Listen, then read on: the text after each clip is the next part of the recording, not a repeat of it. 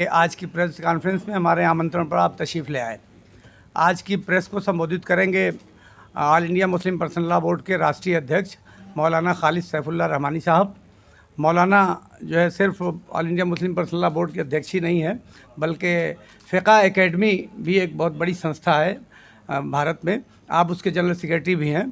फ़िक़ा academy जो Islamic law है, तो इस्लामिक लॉ पे डिस्कशन करने के लिए और उसमें ज़रूरत के मुताबिक जो बातें नहीं हैं उन बातों को ऐड करने के लिए एक संस्था बनाएगी, जिसको आप गवर्न करते हैं मौलाना ऑल इंडिया बिल्ली काउंसिल के भी राष्ट्रीय उपाध्यक्ष हैं। और भी बहुत सारी संस्थाएं हैं। हैदराबाद में आपके बहुत बड़े इदारे हैं, एजुकेशनल इदारे हैं, जो धार्मिक इदारे भी हैं, और जो मॉडर्न एजुकेशन है उसके भी आप इदारे हैं। तो मैं मौलाना से अनुरोध करूँगा, मौलाना अपनी बात रखेंगे, फ़िक़ा एकेडमी के बारे में थोड़ा रोशनी डालेंगे, फिर पर्सनल लॉ बोर्ड के बारे में रोशनी डालेंगे, फिर आपके सवाल जवाब शुरू होंगे। मौलाना।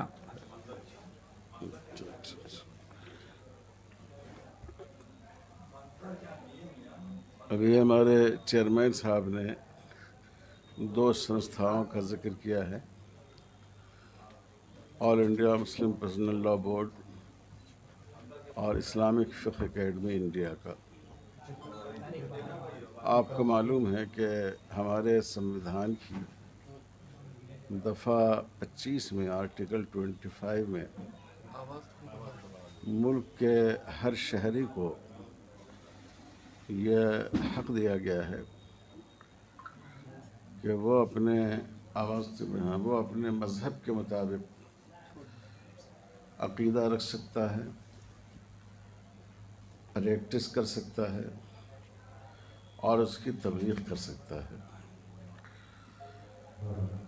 तो ये जो मुस्लिम पर्सनल लॉ है, निकाह और तलाक़ का तरीक़ा, मीरास की तक़सीम का इंतज़ाम और इस तरह के जो ख़ानदानी मसाइल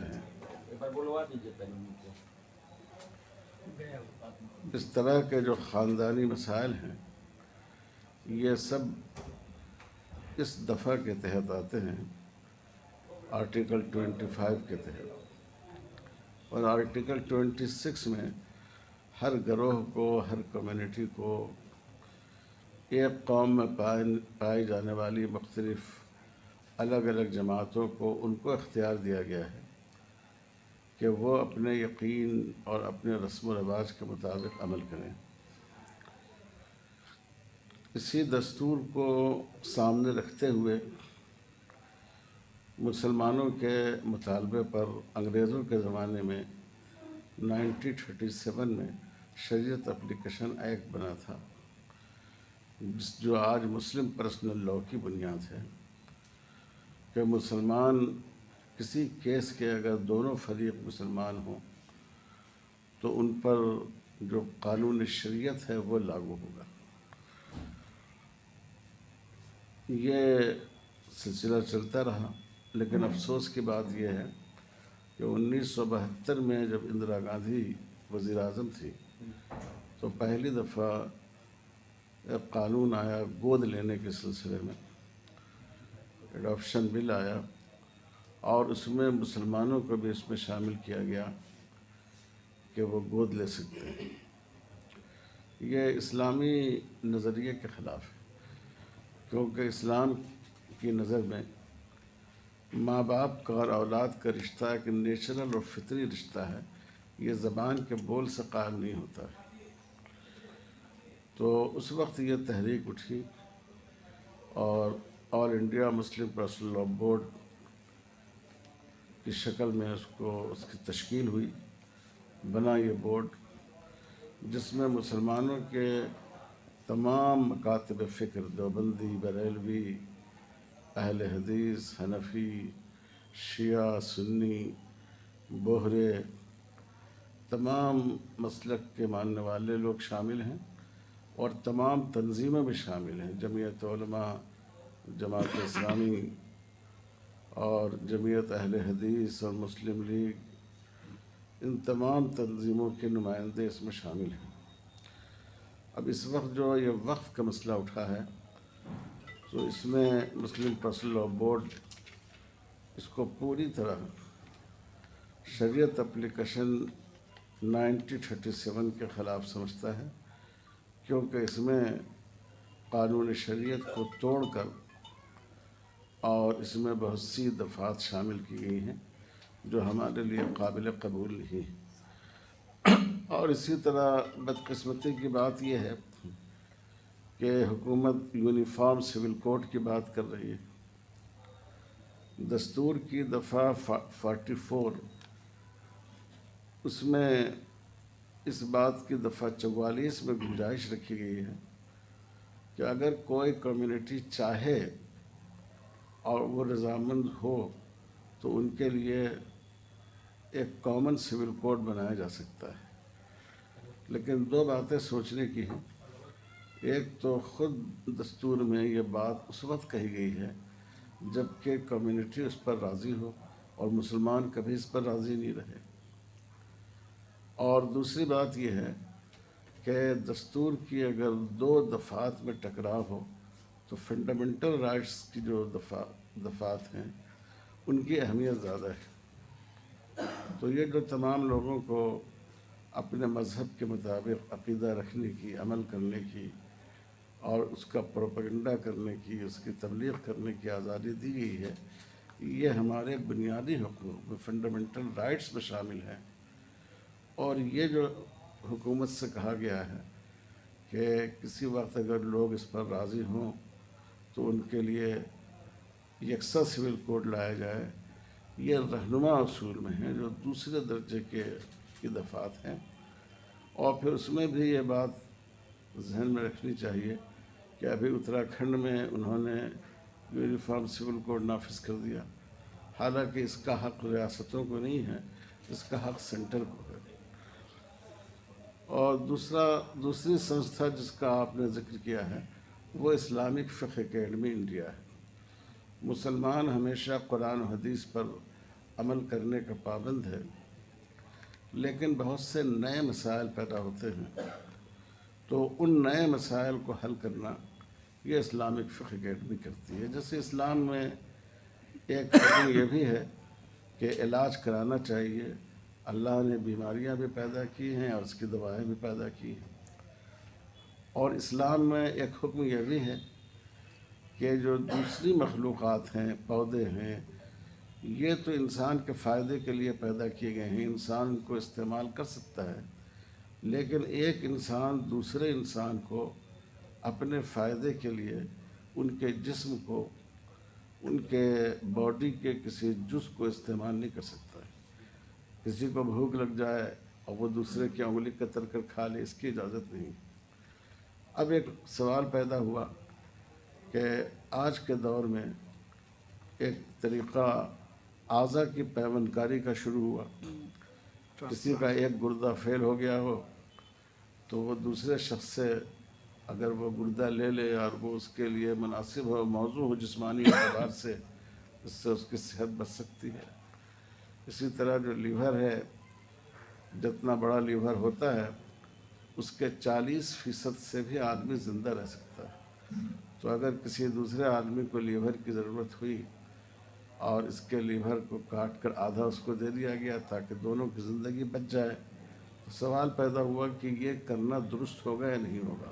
ایک پہلو تو یہ ہے کہ شریعت میں علاج کی اجازت دی گئی ہے، دوسرے انسانوں کو فائدہ پہنچانے کی اجازت دی گئی ہے، اور دوسرا پہلو یہ ہے کہ ایک انسان دوسرے انسان کی باڈی کو اس طرح استعمال نہیں کر سکتا، اس سے دوسرے انسان کی ایک طرح کی توہین ہے۔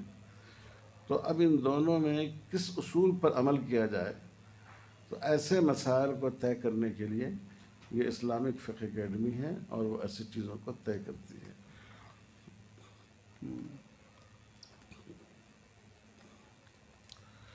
مسلم پرسنل لا بورڈ کے بارے میں کچھ بتائیں گے؟ مسلم پرسنل لا بورڈ کے بارے میں بات تو آئے گی دونوں، بات یہ بات نہیں، دونوں سنستھا کے بارے میں آئے گی۔ اب سوال اپنا آپ کر سکتے ہیں۔ مولانا جی کیسے مئو میں آنا ہوا؟ کیوں مئو میں آنے کے لیے بھی کسی وجہ کی ضرورت ہے؟ کیا ویزا اور پرمٹ کی ضرورت ہے؟ مئو میں کیسے آنا ہوا؟ اپنے سوال کا ہوگا۔ نہیں، میں سمجھ گیا آپ کی بات، میں سمجھ گیا۔ دیکھیے، اصل میں یہاں ہم لوگوں نے اسلامک فقہ اکیڈمی کے تحت ایک سیمینار رکھا تھا، اور اس سیمینار کا موضوع یہ تھا کہ بھارت کی تعمیر و ترقی میں مسلمانوں کا کیا حصہ رہا ہے، اس کی ایگریکلچر ترقی میں، اس کی صنعتی اور سائنسی ترقی میں، تعلیمی ترقی میں مسلمانوں نے کیا یوگدان کیا ہے۔ اور اس کی ضرورت اس لیے تھی کہ آج کل آپ جانتے ہیں کہ ایک گروہ ایسا پیدا ہوا ہے جو مسلمانوں کے بارے میں یہ تصویر دے رہا ہے کہ انہوں نے اس ملک کے لیے کچھ نہیں کیا ہے، صرف انہوں نے یہاں کے دسترخوان سے کھایا ہے، کچھ اس دسترخوان پر رکھا نہیں ہے۔ حالانکہ یہ بالکل غلط ہے۔ ہر شعبے میں مسلمانوں کی بہت بڑی خدمات ہے۔ تو اس لیے اس سبجیکٹ پر یہاں سیمینار رکھا گیا تھا۔ سیمینار کی زبان تو اردو تھی، لیکن ہم لوگ جو اس میں جو تحریریں جو پیپرز پڑھے گئے ہیں اس کو انشاءاللہ انگریزی اور ہندی میں بھی پیش کریں گے تاکہ آپ لوگوں تک بھی وہ پہنچ سکے۔ حضرت آپ آل انڈیا مسلم پرسنل لاء بورڈ کے صدر ہیں اور مسلمانوں کا ایک مسئلہ تھا 3 طلاق کا، جس گورنمنٹ نے بل پاس کیا، اس کے علاوہ وقف بل پہ بھی چرچا ہو رہی ہے، تو کیا نقصان ہونے والا ہے وقف بل سے؟ دیکھیں، وقف بل سے تو بہت بڑا نقصان ہے، مگر ایک دو جو بہت اہم بات ہے وہ یہ ہے کہ جو وقف بل تھا 2013 کا، جس میں ابھی تبدیلی کی کوشش کی جا رہی ہے، اس میں وقف بائی یوزر کو مانا گیا ہے۔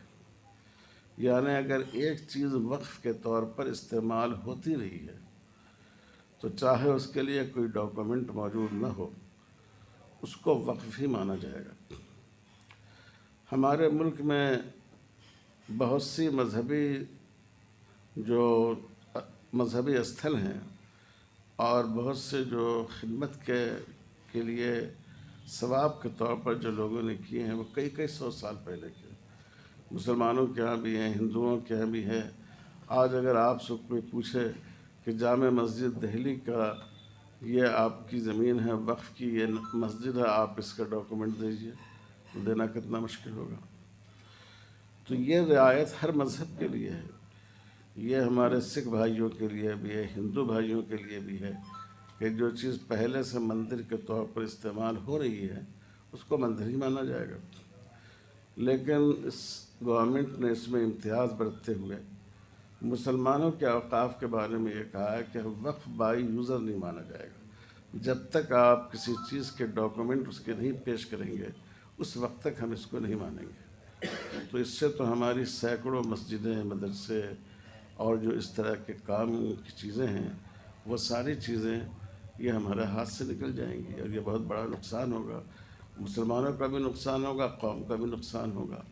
جبکہ اسی طرح کی سہولتیں ہندو انڈومنٹ کے لیے بھی ہیں، ہمارے سکھ بھائیوں کے لیے بھی ہے۔ تو یہ ایک بہت بڑا نقصان ہے اس میں۔ دوسری بات یہ ہے کہ اب جیسے ہمارے ہندو بھائیوں کے بڑے بڑے مندر ہیں اور مذہبی زمینیں ہیں، تو ان کے لیے تو گورنمنٹ نے یہ اصول رکھا ہے کہ جو اس کا مینجمنٹ ہوگا اس میں ہر آدمی کا ہندو ہونا ضروری ہے۔ بہت اچھی بات ہے، ہم بھی اس کو مانتے ہیں۔ جس کا جس چیز پر یقین ہو اسی کو اس کو مینیج بھی کرنا چاہیے۔ یہی اصول گردواروں کے بارے میں سکھوں کے ہاں ہے، لیکن اس وقف قانون میں یہ کر دیا کہ نہیں، اس میں لازماً اس کا جو مینجمنٹ ہوگا اس میں 2 غیر مسلم بھی شامل کیے جائیں گے، اور جو اس کا اعلیٰ افسر ہوگا اس کا بھی مسلمان ہونا ضروری نہیں ہے۔ مطلب امتیازی سلوک ہے جس کی وجہ سے امتیازی سلوک بھی ہے، اور اس چیز سے وہ لگاؤ اس کو نہیں ہو سکتا جو ایک مسلمان جو اس کا یقین رکھتا ہو اس کا اس سے لگاؤ ہو سکتا ہے۔ تو یہ جتنا اس کے تحفظ کی کوشش کرے گا دوسرے لوگ نہیں کریں گے۔ مسلمانوں کو کیا پیغام دینا چاہیں گے؟ مسلمانوں کو یہ پیغام ہے کہ ایک بات تو یہ ہے کہ ہم خود اپنے اوقاف کی حفاظت کریں۔ بہت افسوس کی بات یہ ہے کہ جہاں وقف کی زمینوں کو گورنمنٹ نے ہڑپ رکھا ہے اور بہت سی زمینیں اور لوگوں نے ہڑپ رکھی ہیں، خود مسلمانوں نے بھی بہت سی اوقاف پر ناجائز قبضہ کر رکھا ہے۔ उनको खुद उनको छोड़ना चाहिए। दूसरी बात यह है कि हमें इसके ख़िलाफ़ जद्दोजहद करनी चाहिए।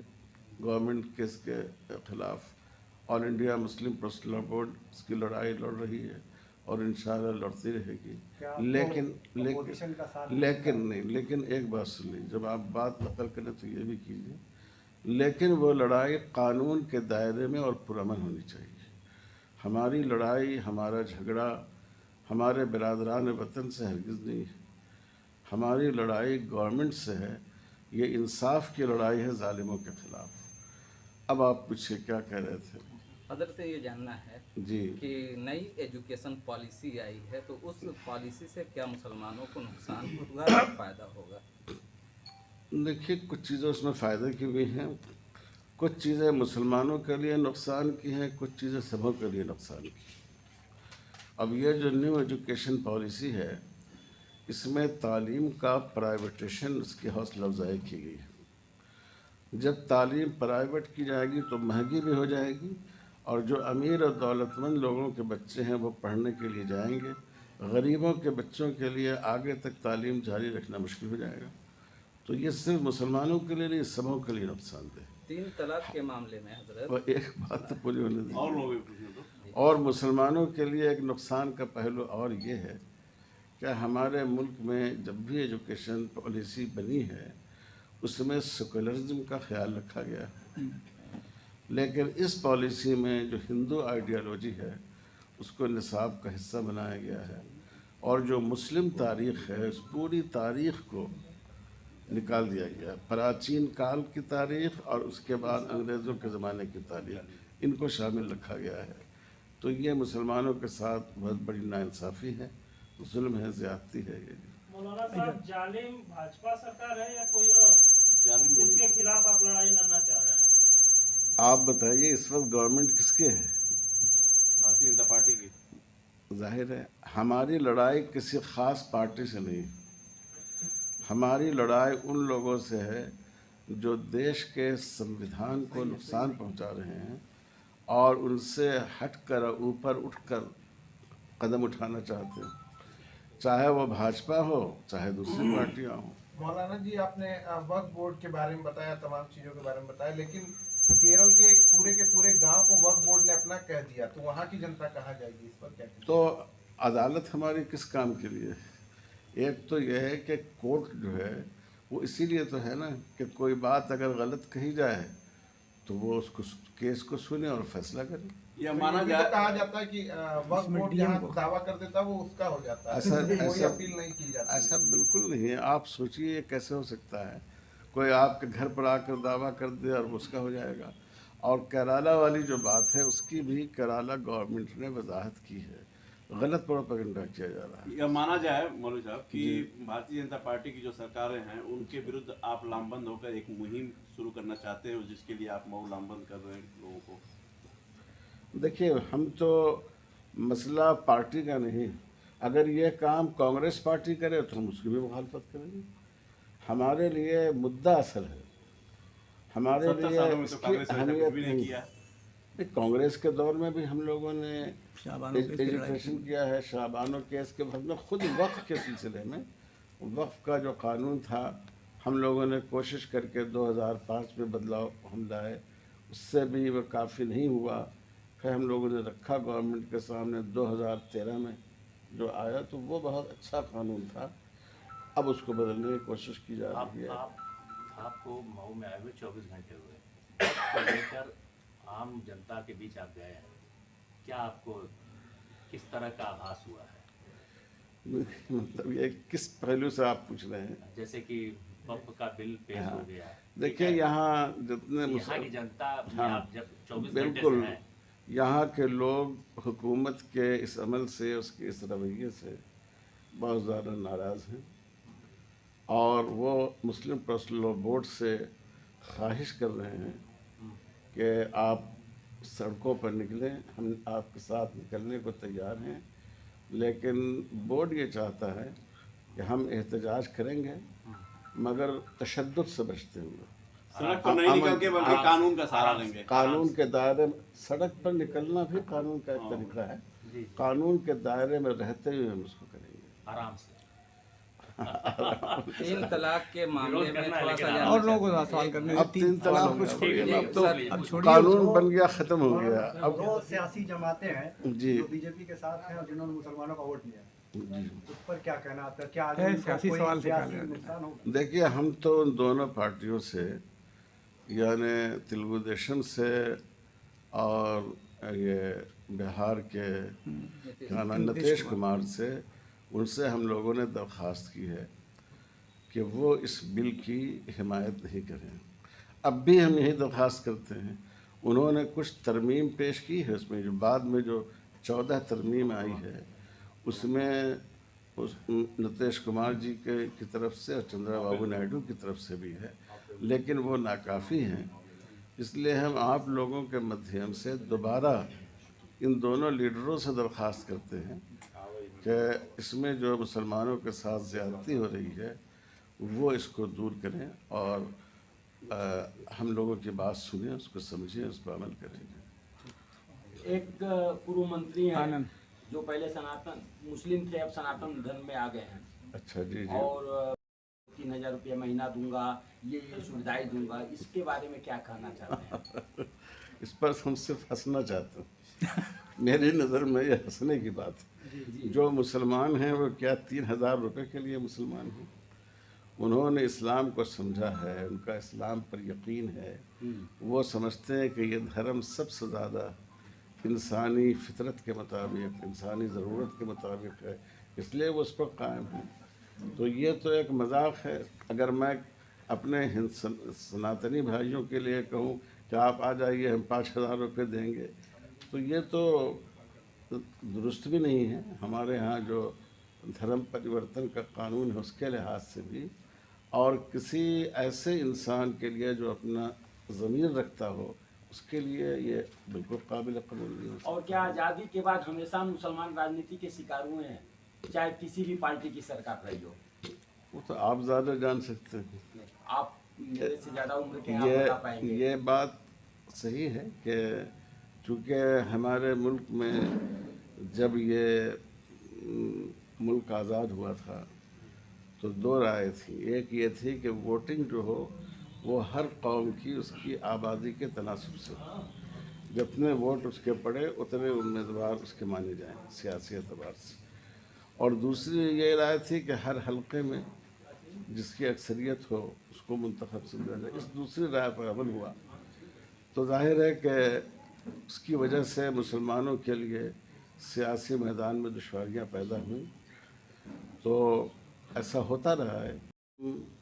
और ये जो जदयू हैं इनकी इन दोनों पार्टियों ने भी, इनके नेता भी ये कहते रहे हैं कि हम इस मसले में जो मुसलमानों का मौक़िफ़ है हम उसके तायीन में हैं। तो हम ये तो नहीं कह सकते कि तमाम पार्टियों ने साथ छोड़ दिया है, ऐसा नहीं। एक आखिरी सवाल हमारा है, अभी पड़ोसी जनपद गाजीपुर में वीर अब्दुल हमीद जी के स्कूल के नाम को परिवर्तित कर दिया गया है जी, तो आपका क्या विचार है? हमारा विचार ये है कि ये बहुत ही बड़ा अन्याय है। ये ऐसा ही है कि जैसे कोई बेटा अपने नाम के बारे में कहे कि अब मेरे साथ मेरे बाप का नाम नहीं जोड़ा जाएगा।